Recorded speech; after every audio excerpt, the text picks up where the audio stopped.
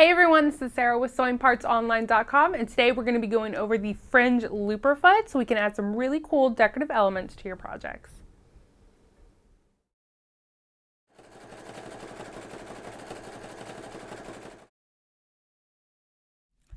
So this is our Fringe and looper foot. As you can see, it's a snap-on. So how this thing works is it has this bar right down the middle, and your stitch is going to zigzag back and forth over, creating the 3D loops. So to install it, all we have to do is take off the pressure foot we have on, slide it underneath,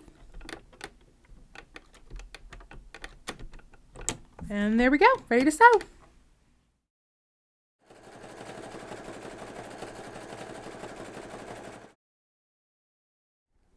So now that we have everything installed, we can get ready to sew, although there's a few things we want to go over first. When I first got my foot, when I put the shank on, this bar in the middle and the shank were touching. So when I would try to zigzag, the thread wouldn't pass through. So to fix that, just take like a little screwdriver just like this and, not while it's on the machine, but just take it off and kind of push the flange down a little bit so it's out of the way. It's not very hard, just takes a few seconds. Other thing to notice is you'll be using a zigzag stitch. For the widest possible, bring yours up to about a 7.0 width, and then bring your length down to about a 0.5, between like a 0.5 and a 1. So that you make sure that nothing's going to hit that metal bar. There we go. And your tension should be lower.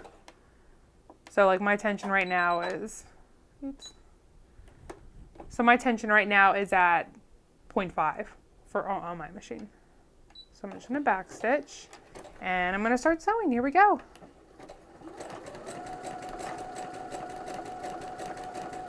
So you see here I drew like a butterfly design. This foot is really great for decoration, obviously, but it's also has practical uses too, and we'll go over both of those.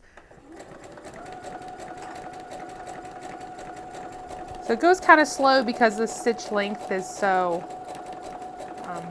short.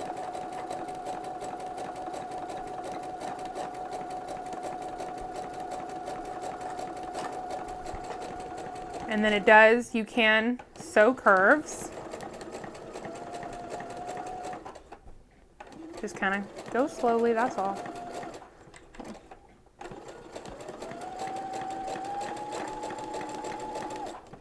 And I'll show you how it's starting to look now. You can see back here it's got the 3D pop. So with this foot, you don't have to keep your stitch width all the way up at 7. You can bring it down to make smaller, finer, detailed lines. However, all you have to do is pay attention to the bar. Make sure the needle is not going to hit that bar, and you're totally fine. So for these antennas, I'm going to make my loops just a little bit smaller.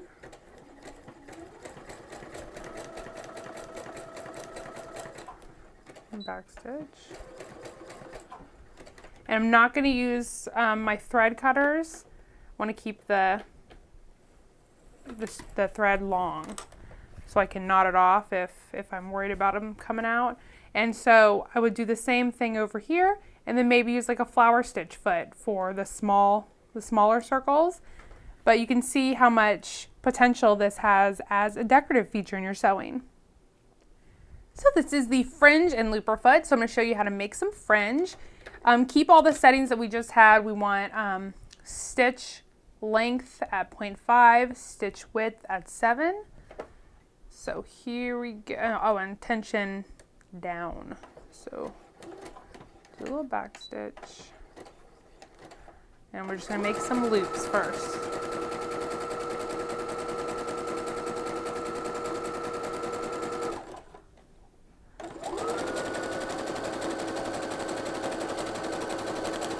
Okay. So now that we have our loops made, we're going to have to switch our feet to like a straight stitch foot or whatever you can do, like a zigzag foot. I think you can do a straight stitch on.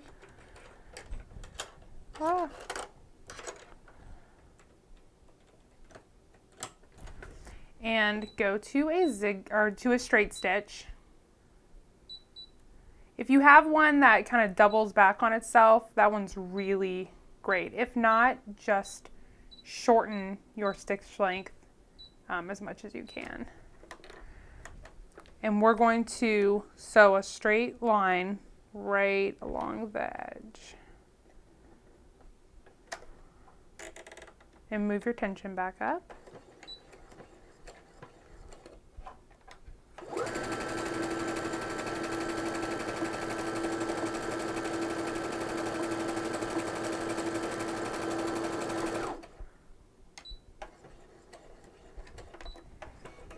And then you're going to get your little scissors and cut this just like that.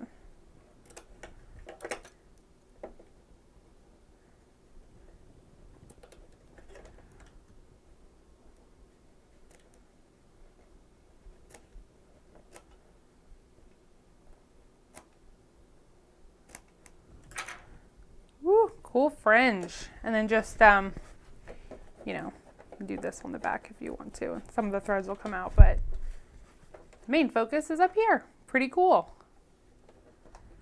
Now, if you don't want your fringe to have this frayed look, that's okay. We have another way to do it so where the loops stay intact.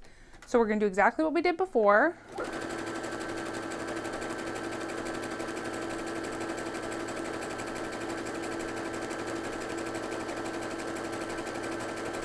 Okay.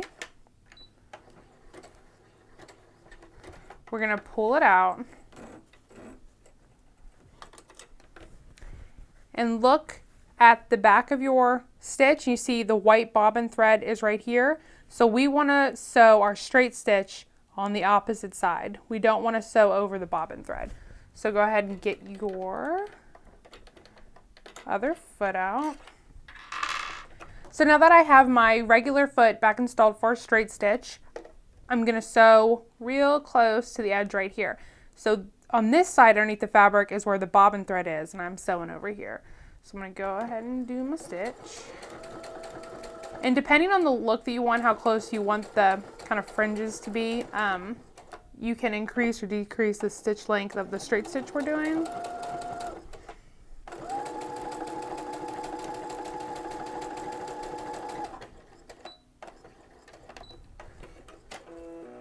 Now we're going to go to the back side. So this is my straight stitch, and the white bobbin thread that's kind of, you know, popping up, that's the bobbin thread. So that needs to go. Comes right out. And then bring all those threads over to the front.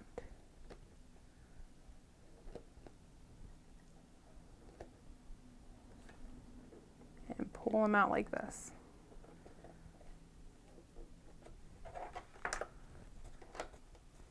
And there we go. It's not frayed and it looks pretty cool. So this foot also has a great practical application. It's really awesome for doing like basting stitches or marking, you know, the tailor marks or alterations on fabric or whatnot. So I went ahead and did my stitch width at 5.0. Just I don't want to hit that bar. And then I kept my stitch length at like 1.4. Just keep it the same. Adjust your, of course, since we have a bar right there, you need to keep your tension a little bit lower. But you just go ahead and sew and say I was doing darts or something. And I needed to mark that. The benefit is it's very, very easy to remove the stitches. I just turn it over and pull on the bobbin thread. Just like that. And all the stitches come out in seconds. Well, except that one. There we go. Very easy. So that was the fringe looper foot. To purchase your fringe looper foot or any of the decorative threads that we used, visit us online at sewingpartsonline.com or at Facebook at facebook.com/sewingpartsonline.